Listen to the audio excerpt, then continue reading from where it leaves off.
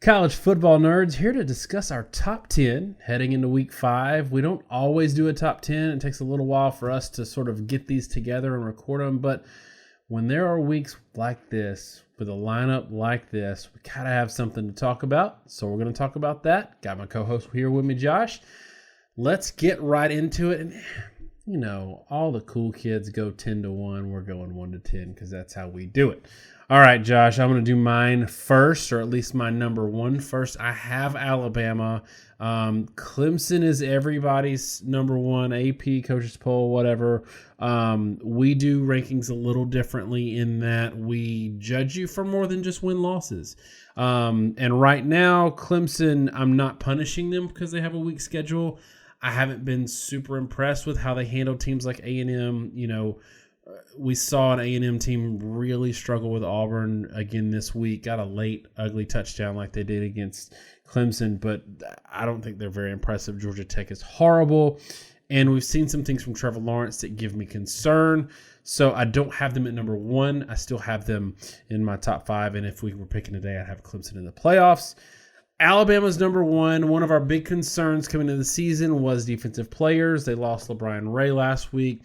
So they're still dropping like flies, and they still seem to be pretty good. Again, they played Southern Miss, which is not a good team. So it's hard to take away much from that. I have some concerns, and if I'm thinking about how I might drop a team, it might be Alabama. If South Carolina continues to suck throughout the season, that's going to give me some worry. I do know that teams tend to suck after they play Alabama, so I'm not killing them yet after the Missouri game, but I have a few concerns there, especially in the run defense for Alabama. But I like what I see from the offensive line, even though they don't have Deontay Brown yet back. I like what I see from the offensive line, and Tua is just Tua. These wide receivers, they're wide receivers. And now the running game is starting to come on a little bit. I've got Alabama at number one. Give me your number one. I've got Clemson, and it's maybe a peek into where the rest of my list is going. I think overall, Clemson still has a lot of issues to work out, but I think against bad teams, they're going to be able to run the ball enough for it not to really matter. They've got the rest of the season to iron that out. I'm still looking through this whole list really where they're at today, not necessarily where I think the teams are going to be in 5 or 6 weeks, which is you're going to see that in the fluidity, and I'll comment on it otherwise. But I think the front from Clemson is extremely active. I'm not sure the linebackers are fantastic, but the safeties are really good. The corners are solid.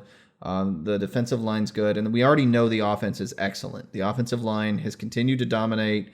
I think the backs are fantastic. I don't think the passing game is particularly in sync, but I think it doesn't really matter who they play. They're going to be able to get some big plays down the field with those receivers. So right now I have Clemson number one. For number 2, I've got Georgia, and some of this is giving a good bit of credit to what I think is the best win so far this year in this season. I've still got Notre Dame, little tip ahead. I've got Notre Dame in my top 10 as well. So they've got a top 10 win. I really like that, even though Notre Dame put one on late and had a chance to win the game, which was a little scary for Georgia. I think they controlled that game better than the score indicated. Georgia is complete. If I had some concerns from them, it might be an offensive coordinator. I don't think, given all the talent, they've got probably the best offensive line in the country. I know they had a guy hurt in this game. The best offensive line in the country. Wide receivers have stepped up. Best by far running back room in the country, and probably the second quarterback to be taken off the board. You've got all of that. You should be able to score in the 30s on Notre Dame, and they weren't. So I have a little concern there, but that's my number 2. I also have Georgia at number 2. And again, a little clue where we're going otherwise. I think the offense is balanced and good. The receivers coming on is a real improvement. The running game is as good or better than anyone else in college football. What differentiates them from a lot of other teams is that they're that good on the offensive side and the defensive side of the ball. They're extremely talented defensively. They're very fast. They're very physical. And right now they're more complete, I think, than some of the other teams in that top 6, top 7. And as we're kind of getting down to the rest of the list, those other teams, it's a bit of a quagmire as you go through this order. For me, number 3, I've got Oklahoma. This is the toughest. 3 through 6, maybe 7 is really tough for me. Oklahoma, I still have questions about the defense. So here's the thing, and I'll tip ahead. I'll do my number 4 as well. I have Clemson at number 4. Clemson at number 4 because they haven't played anybody yet. I still don't think A&M is a great win. Not their fault. They haven't played anybody yet, but I think Clemson has earned plenty of credit from last year's seasons. I don't care. Like, I know you're not supposed to do that, but I don't care. They've earned some credit from me from last year's season. Clemson's still an elite team. I just think they are. I have them number 4. I have Oklahoma at number 3 because I'm not sure about the defense, and it's because of last year and the year before. Oklahoma could have a good defense. We don't know based on the competition they've faced so far. It's been really bad. But I think we know, like we knew coming into the season, their offense is going to be good. Jalen Hurts has been good. I don't know if Georgia's collective offense has maybe the most talent. I don't know. Oklahoma might be right there with them. CeeDee Lamb is killing it. Running backs are killing it. So I've got Oklahoma 3, Clemson number 4. Give me your 3 and 4. I have Oklahoma number 3 and LSU number 4. So with Oklahoma, at this point, the offense just looks fantastic. And they haven't played 4 games yet. We don't really know exactly what we're going to get from Oklahoma. They haven't played a really good defense yet. It's all very speculative, but their weapons are just top notch. I'll be curious to see if Jalen Hurts could sustain this level of offensive performance against an elite defense. I'm not sure how much we'll get to see it in the regular season. It's just going to totally depend on how good Texas is. But by and large, defensively, they look competently good. UCLA giving Washington State a great game sort of helps me feel like their defense is probably pretty competent. And that's where I have them at number 3 compared to LSU at number 4. LSU, I had them all the way at the top. And the reason I'm dropping them is I'm losing confidence in that defense. There are signs that Texas and LSU defensively, that was not just a game between 2 great, phenomenal offenses, that those defenses may have some hiccups. Now, LSU has been really banged up on the defensive front. When they don't have, back and everywhere really. When they don't have all those pieces, when you get depth guys like Glenn Logan out, that maybe aren't the household name, but they're still vital cogs as starters in that defense. And so you're starting to see 4th and 5th string guys playing. It makes a really big impact. But defensively, they have not been all world. And that's why I do them the disservice of dropping them all the way to 4th, still ahead of Alabama in the West. I just think in this close set of teams right now, for example, if Oklahoma and LSU played, I think Oklahoma would probably give up a ton of points to LSU, but LSU would probably give up more to Oklahoma. In my next 2 slots, I've got Ohio State and LSU. These 2 teams are really different to me. Ohio State is a big question mark. We know they've got talent. We know that Fields has been tearing it up so far, but there's still a question mark. We haven't seen Fields against a good defense, and we haven't seen Ohio State face a good offense. We'll get a little bit of that this weekend with Nebraska, especially at they score some points, but they've got a good quarterback, so I think we'll see some there. LSU, for me, I also have them at number 1. I dropped them for the same reason, in that the defense scares me. And look, I know they've got guys out, but I'm also concerned about you're going to need your depth. You're going to need your 2nd and maybe 3rd string players, especially on the defensive line, to be able to contribute in big games. And if that depth is giving up 38 to Vanderbilt, I've got real concerns. Georgia gave up 6 to Vanderbilt. Yes, LSU scored like 66 points, but in my opinion, defense travels. So I would rather you be elite on the defensive side of the ball and have some concerns on the other side than the other way around. And I'd said at the beginning that I think Georgia has the best win, even though I've got Notre Dame back ranked past Texas.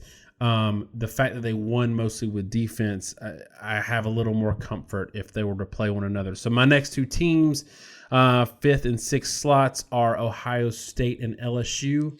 Give me yours. I have Alabama and Wisconsin. Again, and this is kind of more of a quagmire for me with Alabama. I think where Alabama's at right now, they're still defensively very young. They're still making mistakes. The offensive line hasn't gelled. I'm bothered by the fact that they don't have a phenomenal running game. The other teams are just surrounding them are really good. Now, you mentioned the Brown suspension. I'm not sure there's any more team in college football that might, in my view, turn more than Alabama because of their youth situation on defense due to injury. And a lot of those guys are going to get older. I mean, they've got some guys. I think they have a defensive end that's out. He may come back, and that may change how things look by the end of the season. And if that offensive line can gel, and Urban Meyer's always said RPO teams take several games to get in sync. Alabama may move up substantially. And Wisconsin, to me, has just exceeded all expectations. And I have them ahead of Ohio State. And I'll go ahead and throw out the fact that my Ohio State is the next team on my list at 7th. I mean, Wisconsin just kind of wrecked Michigan. And they look great offensively. They have a Heisman contender in Taylor. Defensively, they look phenomenal. I mean, Ohio State, I have right there with them because I think they're very different style offense with Justin Fields, and the way the game works is more of a spread team, but defensively very aggressive, very big, very physical. Right now, I feel like Wisconsin has been so just dominant in their games that I can't knock them any further than 6th. Now, I don't know that they've played teams that are good enough to really prove it, but I've got Wisconsin, Ohio State right there at 6 and 7. And I don't think we're going to really be able to see who moves up in my list until they play each other. Yeah, I think that's fair. I've got Wisconsin next on my list because, look, I agree they haven't played anybody besides Michigan. They haven't played a good offense yet because Michigan's offense is a dumpster fire. Like, it's confirmed. But when you're holding teams to nothing, and they held Michigan to a couple of scores, that's a big deal, even against bad teams. Ohio State ain't blanking, FAU or Cincinnati. Now, that doesn't mean Ohio State has a bad defense, but Wisconsin's doing some things that Alabama's not doing, that Georgia's not doing. Georgia gave up 17 to Murray State. And I get it. Your scrubs are giving up points when you score 63, but Wisconsin was giving up 0, which means their depth is good as well. I have some concerns offensively for them. What happens to that offense when Taylor gets slowed down? I don't know. Again, kind of like Ohio State for me, it's a question mark. Next, I got Texas at 8. Still some question marks. I didn't love what I saw against Oklahoma State, but I still got them in the top 10, mostly because I think they would beat the other teams that are behind them, not necessarily for their accomplishments to date. To me, if you put the 12th or 10th or whatever team up against Texas on a neutral field, I have them winning. I still like what I'm seeing with Sam Ehlinger.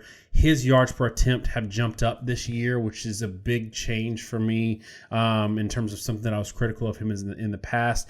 Have some concerns about the defense, but it looked pretty good against a really high-powered offense.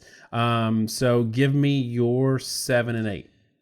So, I've already given you the 7 being Ohio State. So the next one would be Texas at 8. Same thing. I mean, Texas had a close game with Oklahoma State. 26 first downs for Oklahoma State, 26 first downs for Texas.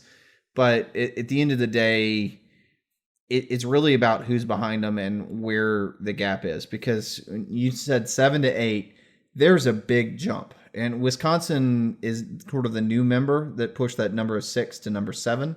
But that top 7 group seems like they're on kind of a different level than the rest of them. I kind of was of the opinion that Texas was really close to LSU. I still think they're competitive with LSU, which means they're the closest one to that group.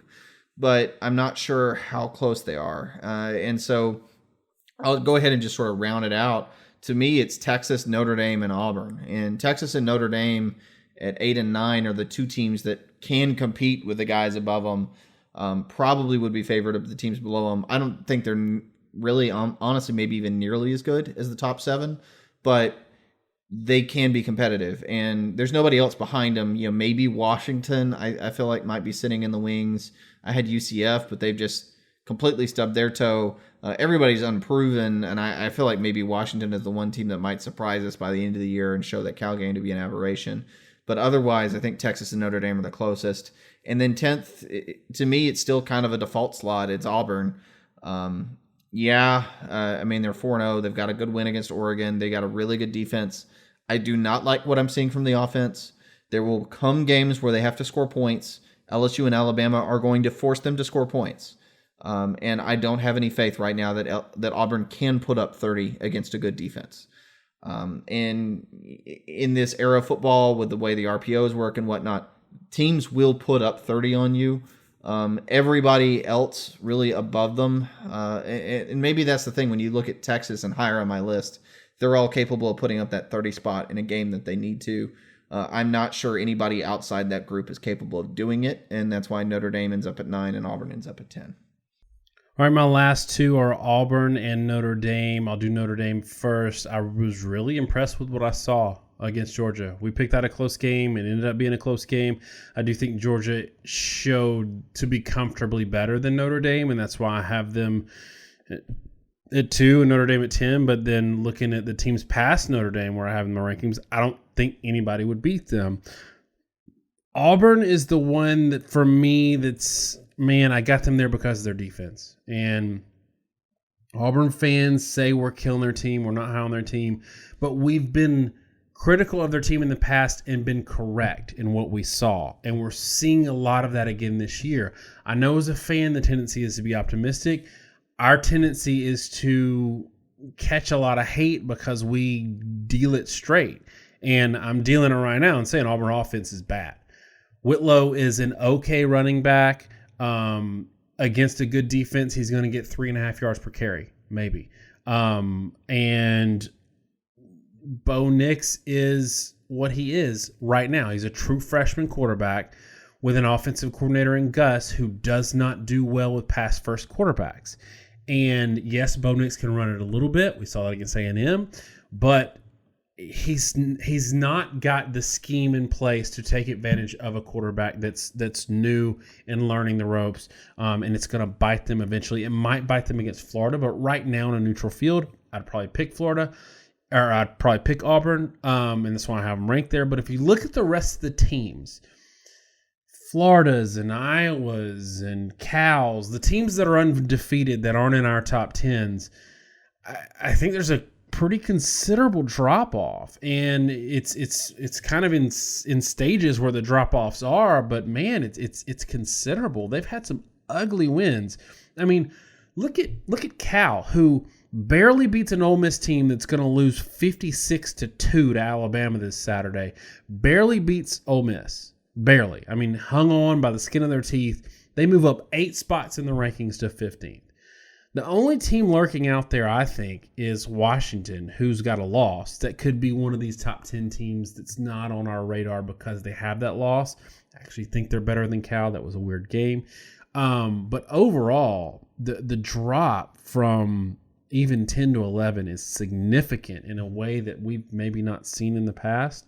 So right now, I feel pretty good. Like, yes, there's some shuffling that's going to be going on within this top 10, but overall, we disagree on some spots here or there, but I think we got a pretty good list. And y'all, it's going to change a lot next week. If we didn't mention your team or we had your team in a spot that you disagree with, let us know in the comments how we are idiots.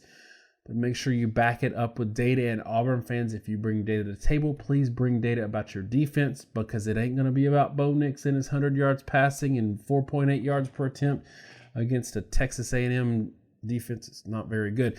All right, y'all. I'm sorry, Auburn fans. It's enough of beating up on you. We love you. We gave you some love. Got you in your top 10. Y'all have a great week. Thanks so much for listening, and God bless.